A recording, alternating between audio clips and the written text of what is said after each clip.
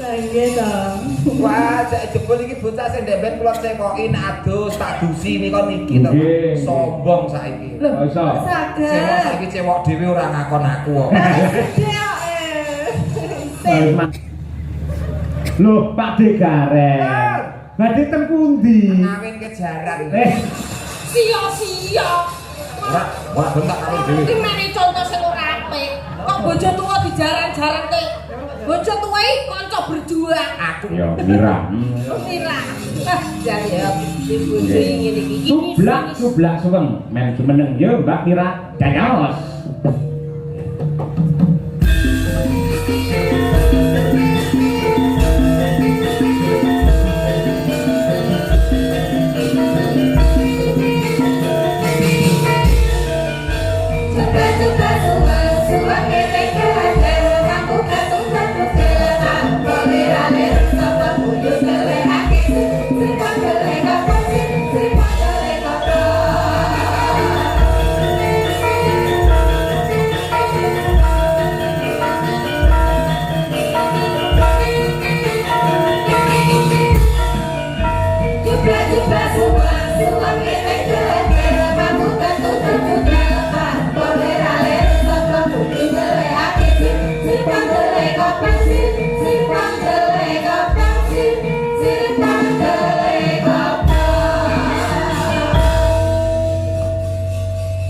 Sugeng dalu.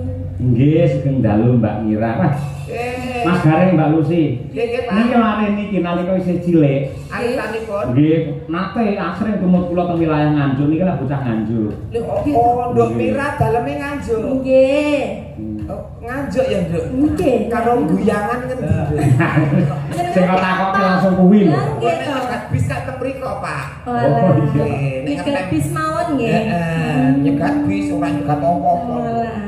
Cah kali guyangan niku mboten tepi-tepi sanget, ning mboten celak-celak sanget. Kirang langkung nggih setunggal jam. Oh, ya lumayan ado, lumayan ado. Pian kok apa ning kono? Pian pas nemoni aku keto, ning kono keto. Iya, nek kowe tutup ngono. Iki cedhake tok cahayu ki. Ning omah ki budi ngene iki dak cocok. Mau ngene iki malah nyengkake umur kowe kucluk. Ya ora to, iki mumpung kesempatan di atas panggung ngono lho. Kesempatan di atas panggung ini nek terbawa hati bahaya resikonya gede iso ngentekke banjar pekarangan kowe iki. Mbak Lucy, piye-piye? Kula kinten mboten wantun kok menawi terbawa hati kalih kula. Amargi niki jenengan angsal salam saking Pak Puntono. Menika para sepuh kula, nggih. Menawi jenengan macem-macem kalih kula, jenengan mengke lewat pundi lah.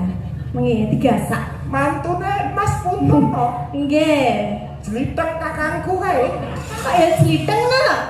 Ireng Ya pancen lho sih. Nggih, mboten mungkin wonten anu Mbak niki macam-macam. Nduk, mergo nggur panggung kudu los. Lek ora apik. Lho, mantune Puntono to? Nggih. Makku to. Wah, mantu e. Iya ora apa-apa. Iya iya. Gak apa-apa. Masa Aja ngono isin. anu arep macam-macam. Mantu ae wong sari wong is. Iya kok sik alon-alon. Iki di atas panggung los lagune kabeh. Kasar kowe iki alon-alon wae to. Piye to? Lucy. Dhuwur panggung ora apa-apa. Ora disongkokke kok mau. Ora disongkokke kok maju dhewe. Inisiatif. Wong cedhak kita kon jomongne ngono kok. Anu daleme ngendi Nganjuk. Nggih, asli. Mongko Pak Puntono ki Sukoharjo. Nggih. Oh, saiki tinggale ning Nganjuk. Lho, ya teng Sukoharjo. Oh, datang mriko, Pak. Boyong nang Sukoharjo. Boyong teng mriko. Riyen kula nderek Pak Cahyo niku tasih umbelen ku lho. Nggih. Oh, kabare ndek Dhuwur panggung tasih nangisan. Oh, cilikane sing ngomong kowe ki lho, Ren. Nggih jenengan sing nyewoki ngoten. Nek atus nggih didusi ngono. Oh, alam Mira sing ndembet tak cewoki kae to. Gede saiki. Lah kan pamrih jenengan niku jane nggih napa nggih, Mbah. Gitu Mbah kula jane. Nggih to? Kan riyen sing ngomong kula. Leluwur. Lah nggih to. Wah, cek jebul iki bocah sing ndembet kula cewoki adus tak dusi nika niki to. Sombong saiki. Lho, iso. Saged. Cewek saiki cewek dhewe ora ngakon aku kok. Harus mandiri pribadi kok. Piye-piye sampean umpama duwe lho lah ya beda to umpamane gathuk aku iki ngono umpama mlaku lah ya beda to ceritane ra beda aku mlaku terus Pak Cahyo pun tadi tanglet iya ya ampun Mbak Mira Oke Pak Cahyo mindanipun tukon pinten yo ngalah siap-siap menda ditakon niki aku ora mirane lha piye ngene sing ditakon niki aku to Pak lho Pak Degareng Pak Cahyo nggih badhe teng pundi ngeterke Dik Mira nderekke Pak Cahyo pun tadi oh ngaten nek pemaku bojomu ya lho Pak Degareng badhe teng pundi ngawin kejaran sia-sia ora bentak karo dhewe iki mene contoh sing ora apik kok bojo tuwa dijaran-jarante bojo tuwa iki kanca berjuang aku karo kowe iki omah-omah duwe jaran wayah ngawin iki mulo aku karo kowe mlaku golek jaran sing gelem ngawinke jarane dhewe ngono lho lah aku kok tuntun muni jaran kok ya berarti aku jarane lho ke jaran kudu kudu ra tok nesu lah kok gedene jarane dhisik nang omah kok kok ya sing adil iya adil kene ya Nduk Mira nadyan to mantune kanca ora apa-apa kenapa umpama sampean duwe garwa Mbak Mira cara mandi ngono iki mbok dosi apa wong bojone ayu paling ora air susu mandi susu makane putih terus awake lah iya mandi susu umpama bojomu aku mandi lumpur Pak Pindu wah mandi lumpur terus liat TikTok oke wong nyawer kok malah kok malah aku bojo emes kok alami lan biyen ya aja kaya ngono umpama garwane iki jenengan Dik Mira Dik Mira iki tadi Mas nyuwun mimi ngono mbok juga mimi apa paling ora ya mimi iki Coca-Cola, Fanta ayu ya orange juice orange juice nek bojomu aku aku Mas pengen mimi mimi solar apa iya nek bojone diombeni solar iki lho ben iso glegeken angine engko iso metu nek kono bojone kayu koyo Mbak Mira arti ndak ning mall ngene mbok tumpakne apa paling ora ya Alphard ya Dik ya wong wedok itu pakai Alphard kuwi nyeni aku mesti apik neh iki kono bojomu aku tak tumbas apa tak tumpake angkong surung menapik ya adol rabuk ngono padha sok ben iki kowe tak jak ning pasar tak tumpakne ambulan belum pasare tutup ra sida ning pasar Kusuma Wijaya ayo Nduk iki Mira saya Dik Mira kangen karo suarane jenengan kok kaya cilikane kaya ngono saiki gedene kaya ngene ha nggih Kusuma Wijaya saged nggih nggih monggo katur Bapak Haji Suli Daim MM Sugeng Laras oh nggih Pak Wakil nggih leres monggo dados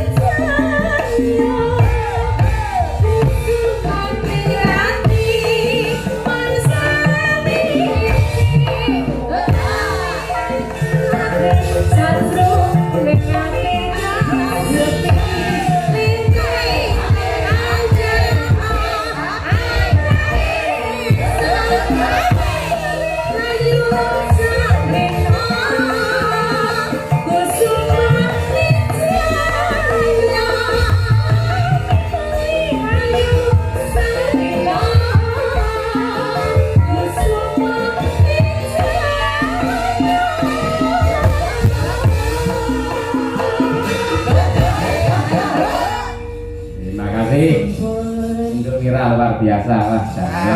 Sak terus mawon Pak niki. Napa? Sak terus mawon.